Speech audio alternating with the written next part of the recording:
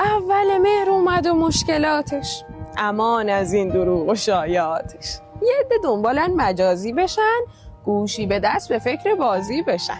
زمان ما مدرسه اینجور نبود، ناخونامون بلند و ناجور نبود، معلما اکثرشون کنفکار، حرف میزدی میچسبیدی به دیوار. رو کله گل پسرا مو نبود، بچه به فکر خط ابرو نبود. اون زمان سرویس های خاص نبود، خانواده این همه حساس نبود. اول صبح با یه مگس کش ناز بچه تا مدرسه میخونده شاباس. اون موقع ها اسمای تناز نبود، تو مدرسه آروین و آیناز نبود. بچه هامون همه رضا و محمد، نمره هامون همیشه 100 بود از 100. تو مدرسه همیشه کیک و شیر بود، ساندویچ بچه هامون پنیر بود.